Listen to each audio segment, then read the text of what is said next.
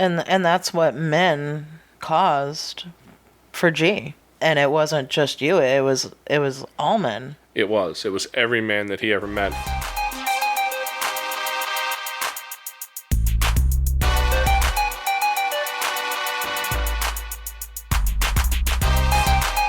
Hello and welcome back to Foster Care, an Unparalleled Journey. As I've mentioned before, names are always changed to protect the identity of the children. Today we're here to tell the story of G.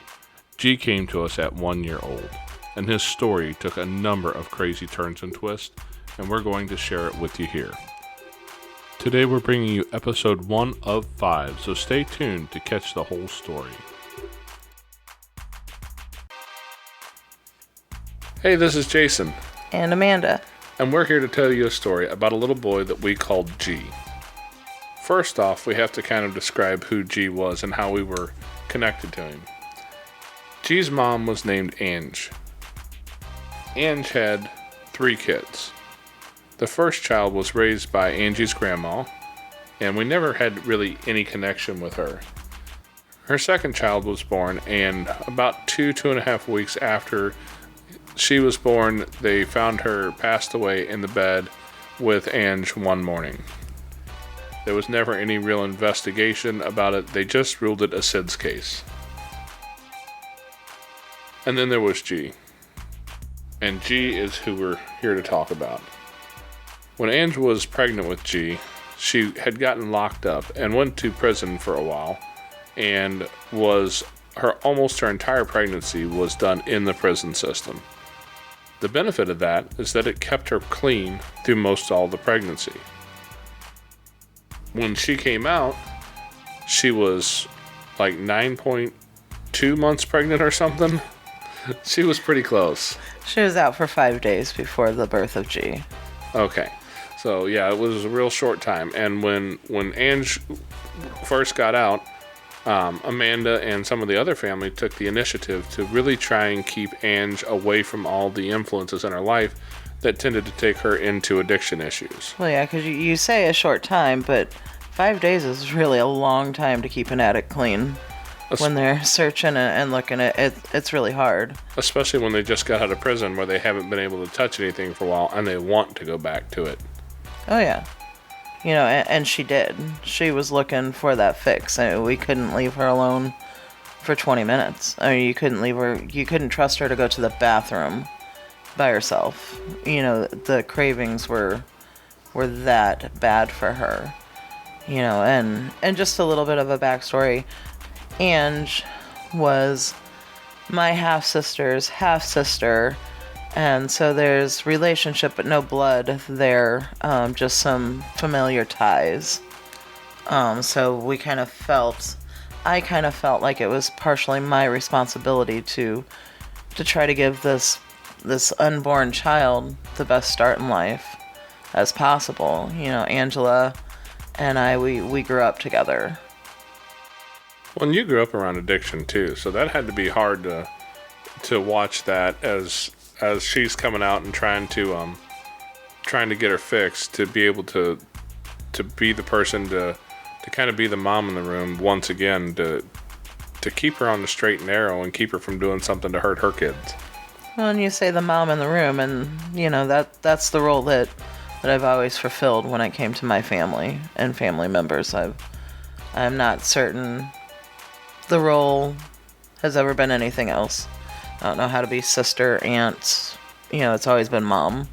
So it's a role that's been placed upon me all my life, and it's just a role that I've accepted. It's who I am. But yeah, Angela came out of prison, and it was 5 long days before her water finally broke, and we were all rushing to the hospital to meet this little baby boy. Tell me about that, because if I remember right, you were in the hospital room when he was born. I was. I was present the entire time she was in the hospital, through her labor and delivery. It was fairly uneventful, straightforward birth. G was born, and even at that point, you know, because when you go in to have a baby, you do get pain medication if you ask for it. So Angela had finally gotten part of that fix she was looking for. So she was in her own place. I held the baby before she even did. And when G was born, there was that connection of being there, witnessing a birth. That's a very powerful thing. But I just knew when I held this little boy, I knew at that point that my life would forever be entwined in his. He's my son now. Those feelings were spot on. I didn't think that Angela was ever going to be able to get her shit together to be able to take care of her child. Now, if I remember right, Ange was Hep C positive, wasn't she? She was. And as far as I know, to this day, she still is.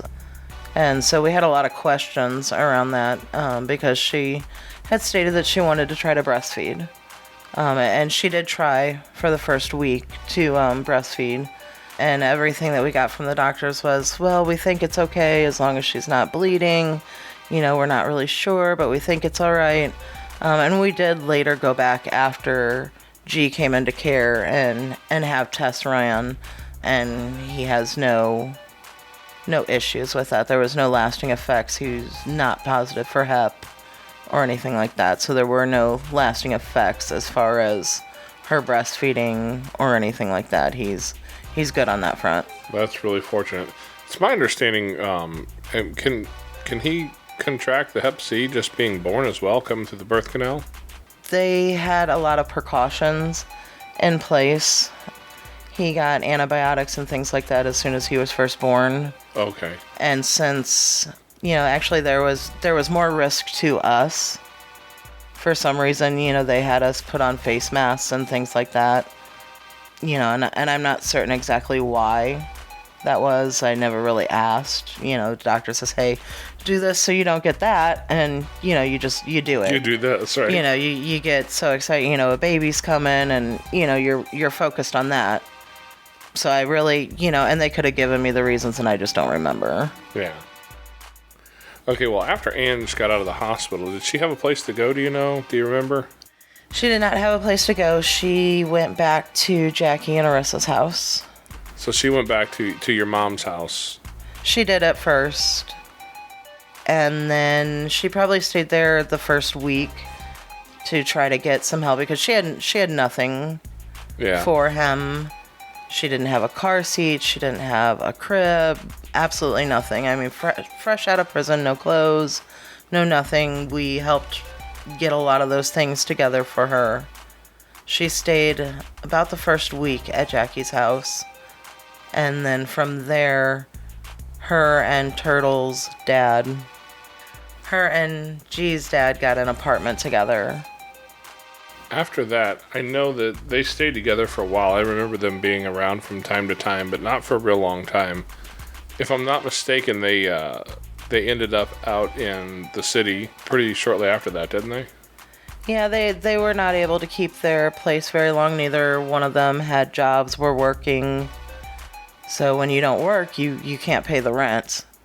So their first apartment did not last very long. They couch surfed from family member to family member, friends, dealers, wherever they could just find a place to sleep. Now, if I remember, G's dad had some gang affiliation down there, and that probably was a big part of where they were couch surfing down there at the time, isn't it? There was a lot of drugs, gangs, violence, prostitution. G's dad was Angela's pimp. Okay, that first year of G's life, I remember, he was at our house a lot. We would get calls a lot of the time. Ange would say, hey, I've got a side job to work, which always blew my mind because most of the people I know who talk about having side jobs to work are in construction. And she definitely was not a construction worker. But she'd say, hey, I have a side job to work. Can you watch Little Man for a little while for me? Can you watch G for a day or two? And then there was the one night where you got the one phone call from Ange. Do you remember that one? I do. Middle of the night phone call. Sleeping. All the kids are asleep. I want to say maybe 2-3 o'clock in the morning the phone rings and when your phone rings at 3 a.m., you think something's wrong. So you answer your phone at 3 a.m. when the phone rings. And it's Angela. She's calling me from jail. She says, I got picked up.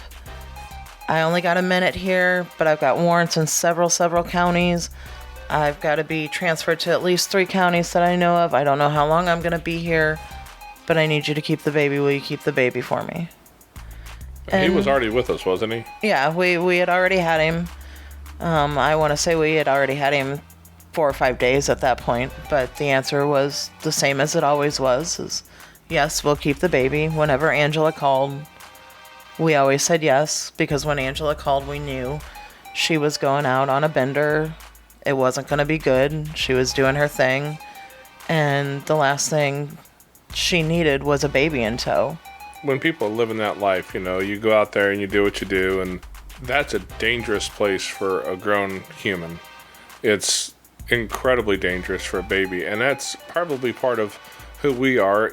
When you look at the foster care idea, that just the fact that we had been doing foster care for a while is providing that strength for the weakest among us. It's taking care of those who can't take care of themselves. And so when we knew that Ange was going to be out doing something that was probably not a good place for a baby, she would call us and say, hey, can you keep him for a little while? And we would always say yes, just because that was kind of who we were as a family. That was like one of our core values, I guess. Well, that was also the justification. At least she was calling to give him a safe place. Yeah, she knew what she was doing was wrong, and she at least had enough wits about her that she wanted him to be in a safe environment.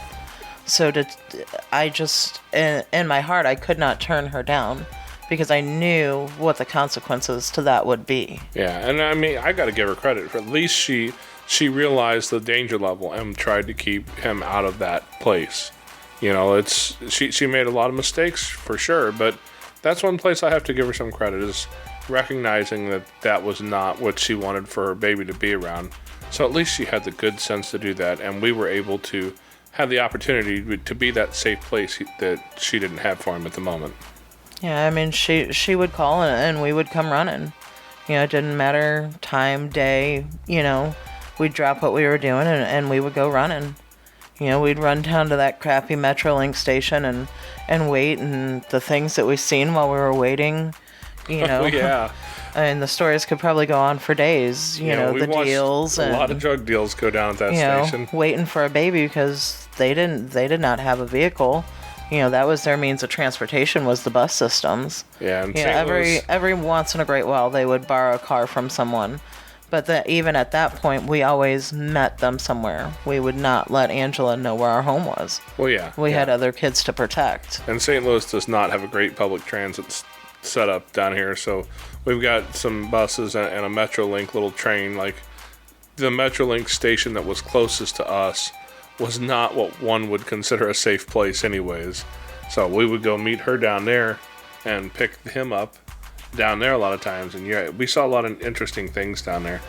We got a call one night from somebody at the crisis nursery, didn't we? Yeah, we did get a call from the crisis nursery. They had found Angela and the baby. Angela kept nodding out while she was holding the baby, and they couldn't get her to stay coherent, so they kept him for a weekend. I'm not even certain it was a full weekend, but they did end up releasing him back to Angela's care. And that was kind of what his first year looked like, was a lot of bouncing around. Never a stable place to call home. He didn't have a nursery, a place to play. It was just wherever they could stay at the moment. And it was really difficult to watch because we knew he didn't have a stable environment. We knew what he was going back to. We knew the situations that he was surrounded by, and it was so difficult. I mean, there were several times that we made hotline calls, and there was nothing that could be done because there was not an address to send them to. And if we did have an address, by the time they got there, they'd be gone. And there was just so many times in that first year. You know what it was like for G when he would come those first couple days. He was unconsolable sometimes. Oh, yeah. He would just cry. And there were times when we would first get him, he would be so lethargic, and we would be on the brink of taking him to the hospital because we knew something was wrong. Yeah. We knew he was coming down. We just didn't know from what. Yeah. Well, I'll never forget the time when we picked him up, and if I remember right, we had a problem with a washer drying machine, and we were at the laundromat. And we'd had G in our house off and on quite a bit at that point, so we were really experienced with his personality, and he didn't like men. I don't think he ever met a man he could trust at that point in his life. And so he really didn't like me just because I was a male.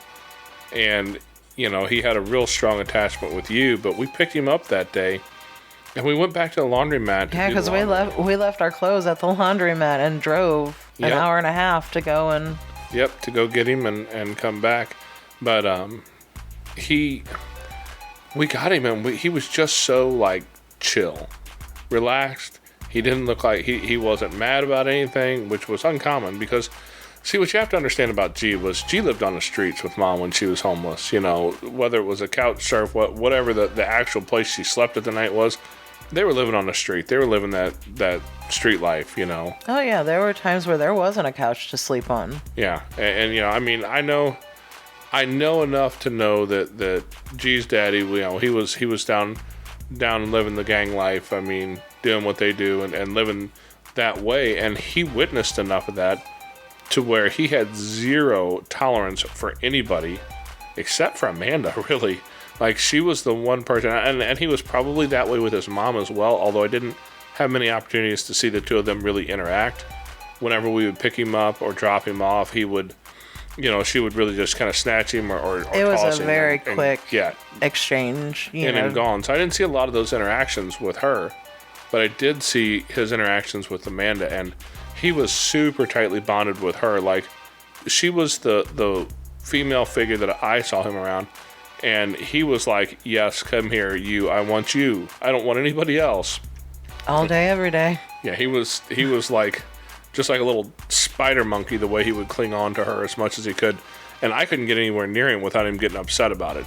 But I understood why, too, though, because he lived in that life and saw men as a threat for good reason, because God only knows the story that baby could tell if he could have told stories from that time in his life. So that first year of his was pretty dang rough, I imagine.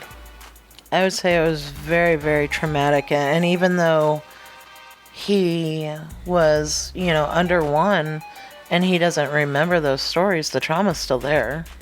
The damage is done. Oh, absolutely. The pathways are burnt in the brain. And that's what a lot of people don't understand is, they'll say, oh, well, he was only 1 year old. He don't remember.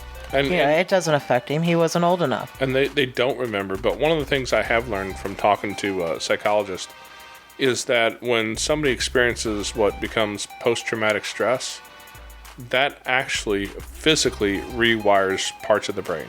It changes the part of the brain, something to do with the distance between reaction and that amygdala response where you immediately hit fight or flight, where you cease to respond to things appropriately, and you just react.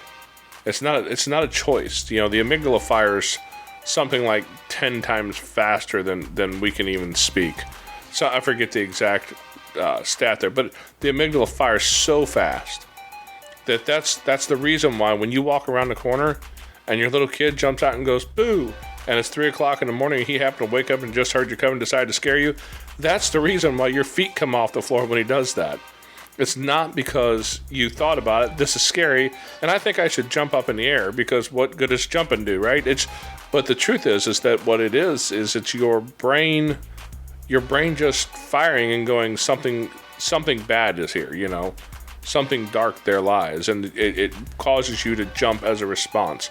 That's the amygdala taking over. And that's what men caused for G. Yeah. And it wasn't just you. It was all men. It was every man that he ever met. And so, unfortunately by that time I was aware enough of those sorts of things to where I didn't really push it per se. I would offer myself to him as somebody to hold him, or as somebody to feed him, or somebody to have some interaction with. But I worked really hard at not forcing that on him because I knew that his aversion to men wasn't a choice he made. His aversion to men was a choice. It was a reaction to the choice that other people had made. It wasn't his fault. He was a kid who'd been damaged by adults who hadn't chosen to behave properly. Oh, that's a pretty crazy first year. Yeah. For anybody.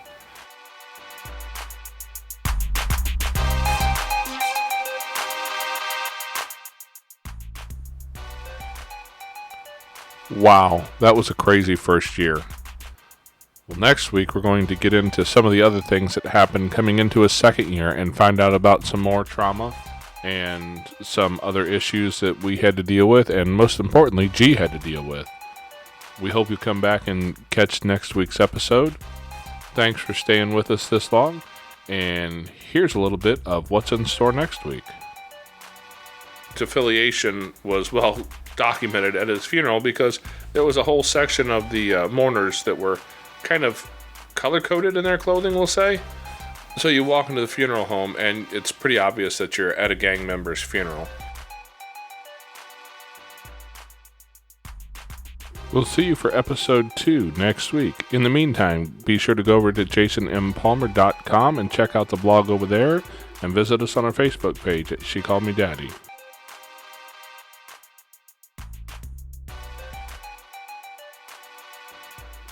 And please, if you know of any children who are in danger of being neglected or abused, report it immediately. Call 911, your local police department, or 1-800-4-A-CHILD. That's 1-800, the number 4, and the word A-CHILD.